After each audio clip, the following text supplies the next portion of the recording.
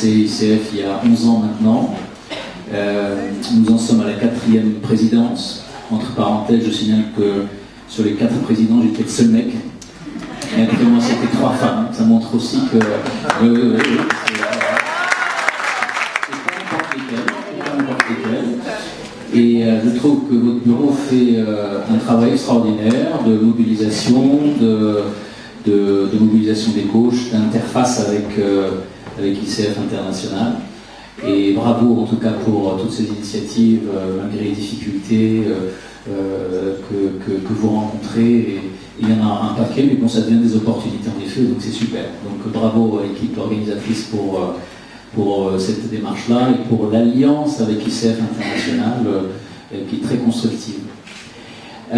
Quand Jihad m'a dit, écoute voilà, il y a le tour ICF qui vient au Maroc, est-ce que comment on peut contribuer? Moi, je suis toujours présent quand il s'agit de donner un coup de main à ICF Maroc Coaching, ICF Maroc maintenant, après le rebranding. Isabelle est là, elle saurait de près ce qui se dit, hein, donc j'ai cru comprendre que c'était enregistré par rapport au rebranding. Le côté corporate est important par rapport au nombre de membres et la congruence dont on a parlé, bien sûr, tout ça est important. Ouais. Et donc l'idée c'était peut-être de partager avec vous 20 années de métier. Je pratique ce métier depuis 20 ans, depuis septembre 95, donc c'est quasiment du jour pour jour. Et donc c'est l'âge de l'ICF, du coup, on en parlait tout à l'heure avec Sylviane. 20 années d'expérience pour témoigner, apporter un témoignage sur ce que j'ai pu vivre, ce que j'ai pu rencontrer comme personnage extraordinaire, expérience aussi. Au niveau du Maroc, mais aussi j'ai la chance de pratiquer ce métier-là à l'extérieur du Maroc et de pouvoir benchmarker, que ce soit au Canada, que ce soit en Europe, en France, un peu en Belgique aussi, au Japon, quelques interventions là-bas multiculturelles m'ont permis aussi de voir, de constater, de comparer aussi, benchmarker plutôt que comparer où en est le Maroc par rapport à cette dynamique mondiale du coaching. Alors, une histoire du coaching au Maroc. Quand nous avons démarré ce métier, j'ai démarré ce métier-là il y a 20 ans, j'avais 2 référents. Mon référent de psychologue des organisations départ, qui me servait pour accompagner les organisations. Et puis un deuxième référent, c'était Timothy Galloway. Ça vous dit quelque chose? The Inner Game, premier ouvrage en 70. Donc ce sont les 2 référents. Et à l'époque, Tim Galloway a écrit cet ouvrage-là, qui est lui-même coach sportif, parce qu'on parlait des coachs sportifs tout à l'heure. Il se trouve qu'il a eu énormément de clients du monde de l'entreprise, plus que du monde sportif, même s'il a fait pour le golf, pour le tennis, etc.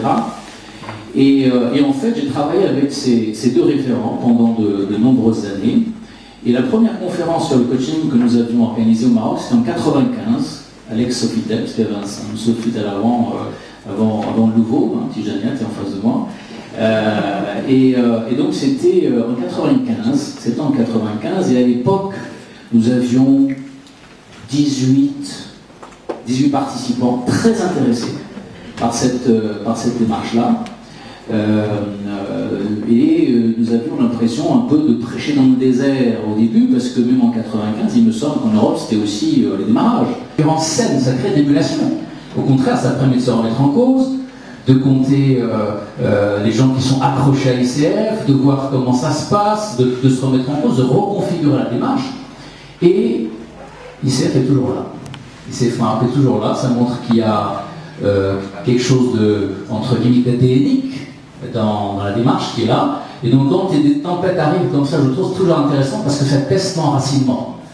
Mais quand on est enraciné juste comme une feuille, en fait on s'envole comme une plume. Là en l'occurrence, l'enracinement était là, il y a eu quelques bourrasques, mais c'est intéressant. Et puis ICF est au Maroc aujourd'hui et j'en suis ravi. Donc là encore, l'histoire est en marche. Et dès le départ, cet ancrage, en tout cas cette création de cette histoire-là, a été faite sur le fait que, tout en étant rattaché à ICF, le Maroc, et je suppose d'autres pays, mais on est au Maroc, parlons du Maroc, C'est une forme d'ouverture à quelque chose de mondial. L'ICF, personnellement, j'y crois. Je suis allé à 3 ou 4 congrès internationaux à ce niveau-là. J'ai vu toute la dynamique très positive qu'il y a. Et en même temps, c'est une ouverture, c'est un ancrage. Ancrage dans les spécificités du Maroc. Ancrage dans l'histoire, dans la dynamique. Quand on compare les 11 compétences et on se dit par exemple, est-ce que les 11 compétences sont universelles? On va pas ouvrir le débat maintenant pour voir si elles sont universelles à tous, mais il est clair que, comme disent les généticiens, il y a le phénotype et le génotype. Le génotype, c'est l'ADN, et le phénotype, c'est la couleur de la peau, c'est les couleurs des yeux, etc., etc. Oui, il y a quelque chose de génétique, il y a quelque chose de du phénotype, de l'ordre du phénotype, puisque par exemple, dans la compétence 7, qui est la communication directe, vous savez très bien que quand on est entre orientaux, la notion de communication directe, la notion de confrontation, la notion de feedback, c'est simple d'afficher la compétence numéro 7, c'est important d'apprendre, techniquement parlant, justement la notion de compétence 7. Mais la question, ce n'est pas d'avoir une approche technique de la compétence 7. La question, c'est culturellement parlant, comment la traduire et comment justement faire en sorte qu'elle soit opérationnelle positivement dans la posture, tout en étant ancrée par rapport à cette distance relationnelle qui existe par rapport à la notion de communication directe. Oui à la communication directe, et oui à une communication directe adaptée par rapport à une culture, par rapport à une démarche, et non pas quelque chose d'exporté ou d'implémenté ou de greffer, alors que la greffe ne peut pas prendre parce qu'il faut respecter cette compétence-là. Donc le respect des 11 compétences de manière intelligente, de manière adaptée, tout en étant aligné aux standards et dans la congruence, mais en intégrant cette histoire, cette sensibilité qui, si on va dans le bassin méditerranéen ou en Suède ou aux États-Unis ou au Japon, etc., avec les collègues japonais par exemple, la distance relationnelle n'est pas tellement loin que ça avec les Marocains, différente des Espagnols, différente des Américains, différente des Allemands, etc.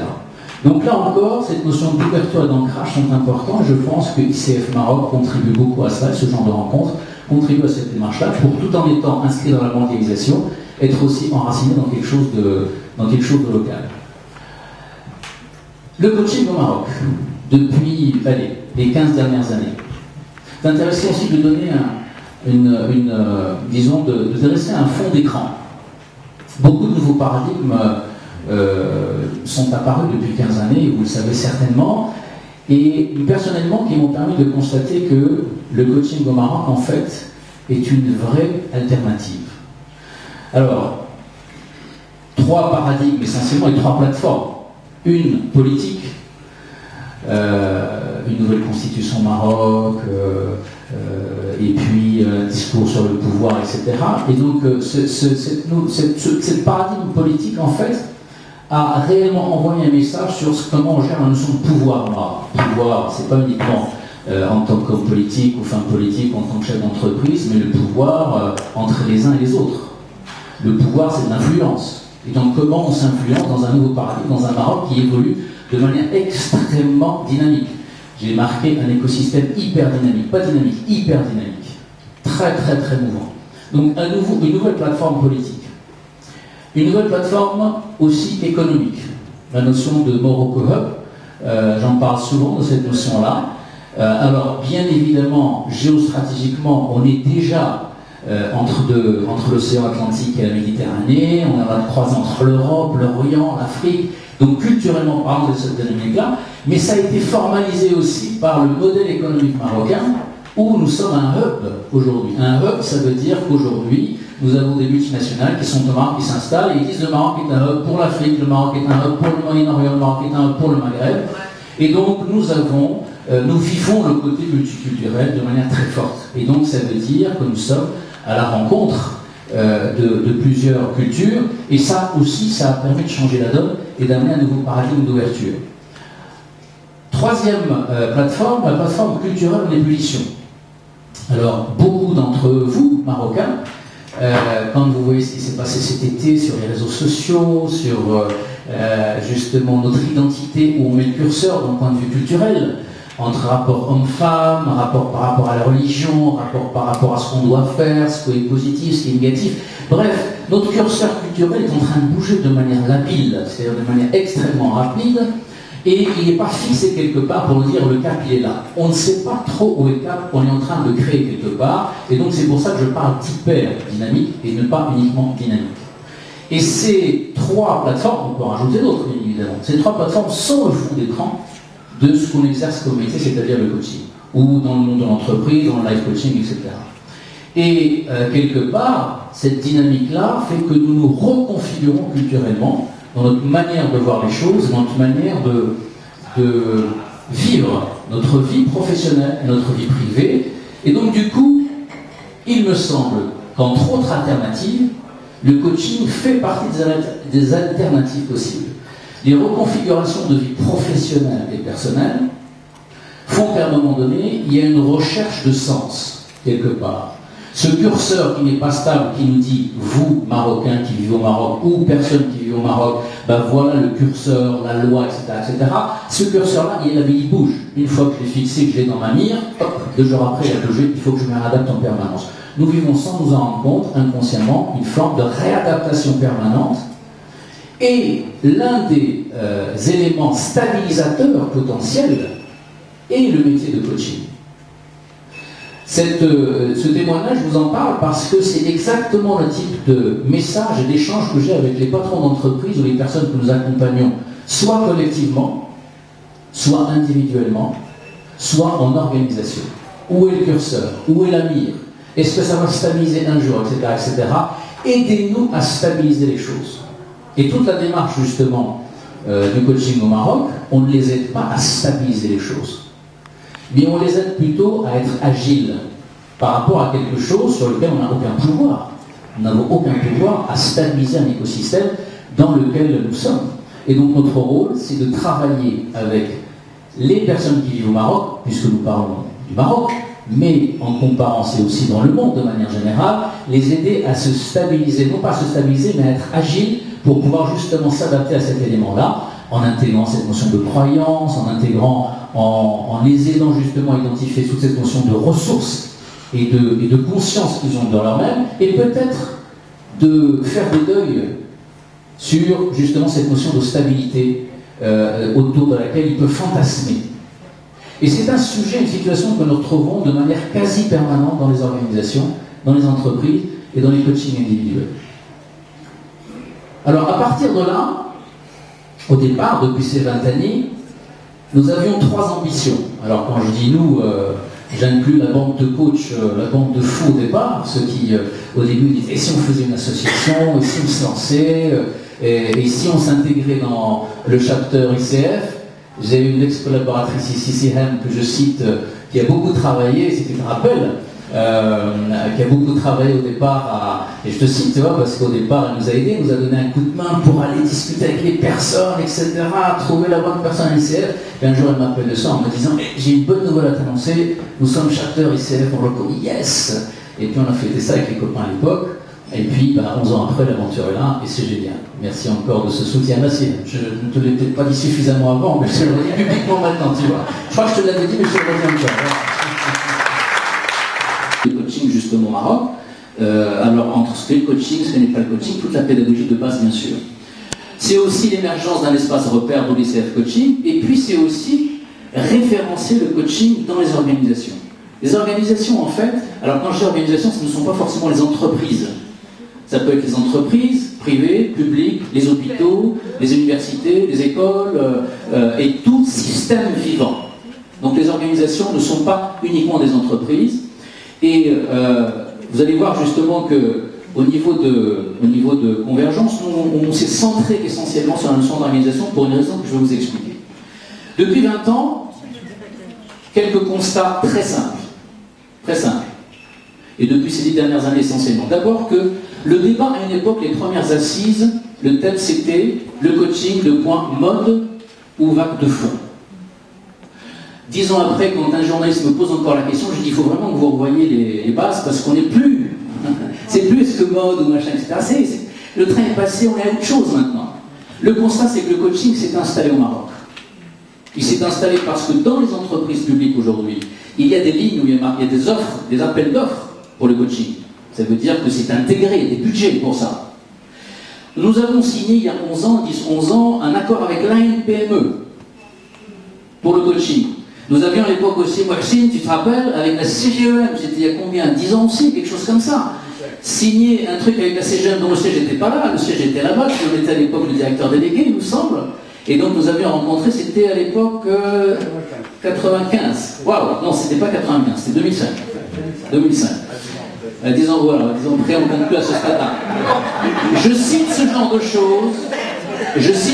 choses, non pas pour dire que nous sommes nostalgiques, mais pour dire que le chemin est un chemin qui a été fait. Et des petites briques, brique par brique, effort par effort, mètre par mètre. Vous voyez, on gagne la bataille du coaching justement pour qu'à un moment donné, ce nom, cette posture, ce métier puisse justement être présent et que nous puissions, disons après, avoir des gens comme vous qui viennent s'intéresser, des gens qui sont coachs, d'autres peut-être qui s'intéressent, qui se disent est-ce que je vais y aller ou pas, etc., des sympathisants. Et j'espère que dans 10 ans, on sera le triple, quadruple, etc. Mais bon, ça va venir, j'en suis ça. Donc le métier s'est installé. Il s'est installé dans la tête des gens. Il s'est installé dans les journaux. Il s'est installé dans les médias.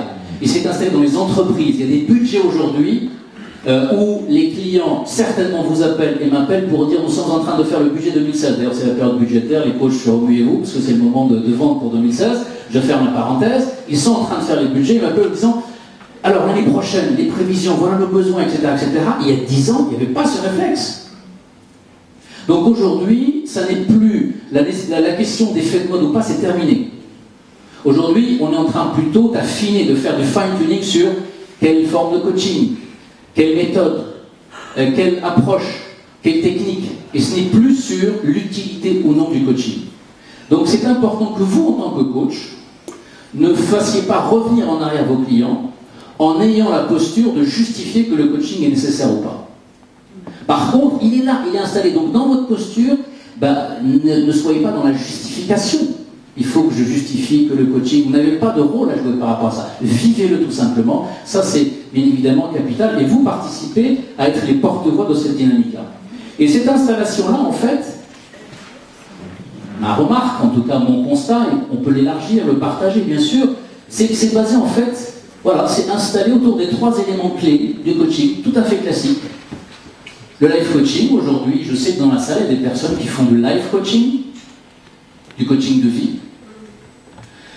Ils sont plus sensibles à ça. Ça les intéresse. Il y a un feeling par rapport à cet élément-là.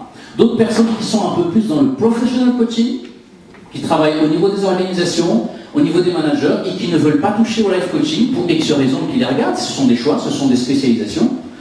Et d'autres qui font de l'executive coaching en accompagnant des dirigeants. Certains font les deux, professionnel coaching et executive coaching. Il y a des vraies différences entre les trois. Il y a un dénominateur commun, la posture de coach, les 11 compétences, déclinées après par spécialité par rapport à ces trois éléments-là. Et bien sûr, il y a le coaching scolaire, qui commence à se développer de plus en plus aussi au Maroc. On peut le rajouter aussi comme spécialité. En fait, juste ce rappel-là pour vous dire qu'en fait, vraiment, aidez-nous à dépasser le débat sur la notion de est-ce que le coaching est une mode ou pas. Dès qu'on vous dit ce genre de choses, n'hésitez pas à ramener les choses en disant, voilà, regardez, aujourd'hui, des entreprises non seulement payent pour cela, mais elles reviennent. Un des indicateurs qui montre que le coaching s'est installé, c'est quand vous avez fait une dizaine de coaching avec quelqu'un, quand vous avez fait un accompagnement avec une entreprise, eh bien vous avez le client qui vous rappelle après, voilà, je voudrais bien que tu nous aides à accompagner telle personne, etc. Donc il y a la notion de récurrence. J'ai discuté cet été avec un collègue américain sur la notion, je dis, quel est ton indicateur pour savoir que tu es un bon coach? Il me dit, moi, c'est le nombre de personnes qui sont dans la salle d'attente et leur récurrence. Moi, c'est très simple. Moi, plus j'ai de personnes dans la salle d'attente, il me dit en fait dans mon carnet de rendez-vous. C'est ça mon indicateur. Donc il avait un truc, voilà, c'est la notion de récurrence. Et la notion de récurrence montre qu'à un moment donné, vous avez, en termes d'image, en termes de brand, en termes de notoriété, vous avez notoriété, et puis à un moment donné, il y a un truc que nous avons inventé dans les pays arabes, qui s'appelle le téléphone arabe. Et qui fait qu'à un moment donné, tu sais, c'est plus fort que Facebook, LinkedIn ou autre. Le BAO. Oui, pardon? C'est le bouche à oreille. Le bouche à oreille, voilà, c'est ça, le BAO, exactement, ça peut être un élément-là. Alors nous sommes spécialistes de ce genre de choses, oui, ça marche, parce qu'à un moment donné, le fait d'avoir une forme de récurrence, ça veut dire que vous installez votre métier au Maroc. Et donc aujourd'hui, c'est installé autour de ces trois éléments-là. Et en même temps, certains peut-être peuvent se dire, il est en train de nous dresser un tableau magnifique sur ce qui se passe au Maroc, tout va bien, tout le monde est beau, tout le monde est gentil, etc. Dans ce chemin-là que je suis en train de partager avec vous, il y a quand même deux warnings importants. Bien sûr, certainement, je ne sais plus qui a dit tout à l'heure, je ne sais plus si c'est Isabelle ou Sylviane, on dit tout le monde se dit coach. Les coachs entre eux se disent tout le monde se dit coach. Ça veut dire qu'il y a des gens qui font des formations, ils sont coachs, puis après ils rencontrent quelqu'un qui va lui-même une formation qui tout le monde se dit coach, etc., etc. Et ça devient un peu une espèce d'amplification de tout le monde se dit coach. Et derrière, parfois j'ai un malaise parce que je me disais, est-ce que le tout le monde se dit coach, il n'y a pas un message codé derrière qui dit, en fait, tout le monde se dit coach, mais si tu ne viens pas de telle formation, de telle autre formation, tu ne peux pas être coach. Parce que c'est ça peut-être le véritable message qui est derrière. Et c'est intéressant qu'on démarche, d'autant plus que les warnings sont exactement à ce niveau-là.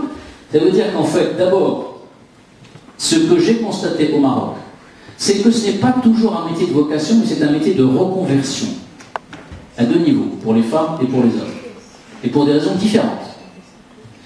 Alors, le fait qu'il ne soit pas légiféré, le fait qu'à un moment donné, il y ait eu 2 ou 3 associations, mais l'ICF aujourd'hui reste la référence au Maroc.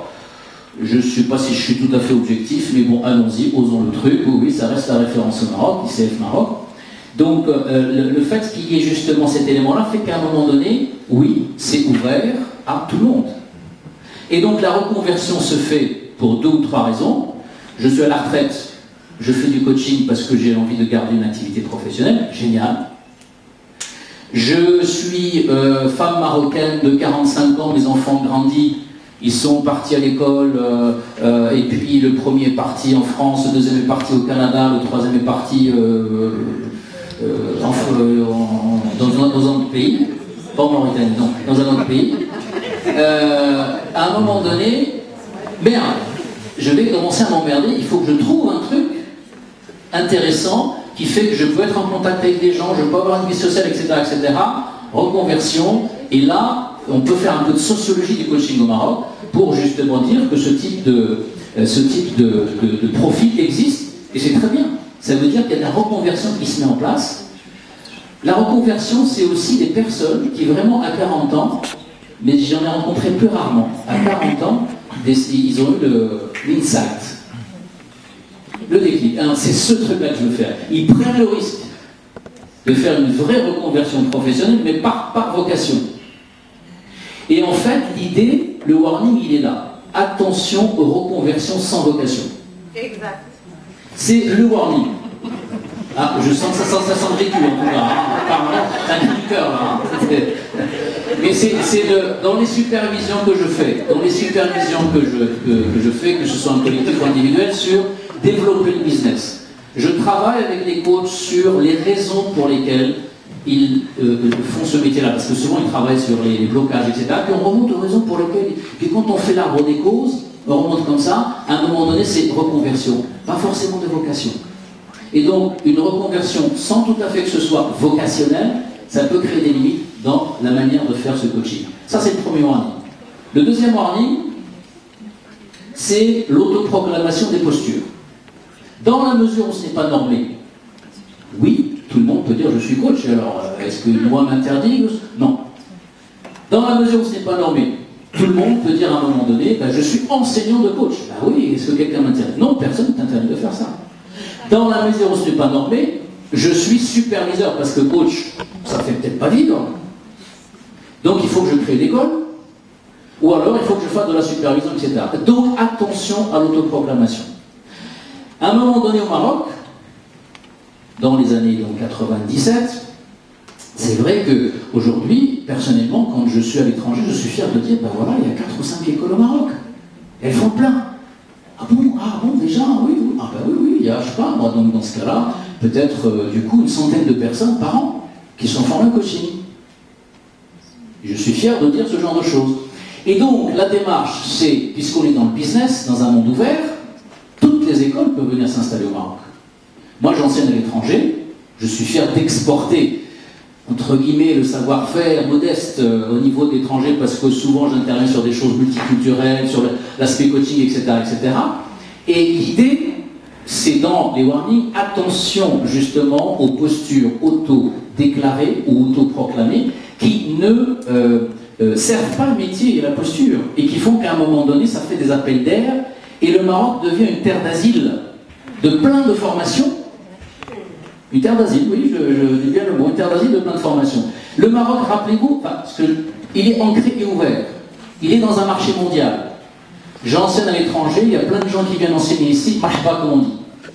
La question qui se pose, c'est qu'à un moment donné, le marché, le fait de porter la posture, une posture marocaine ouverte. Une posture marocaine ouverte, c'est une posture enracinée et ouverte. C'est comme l'arbre.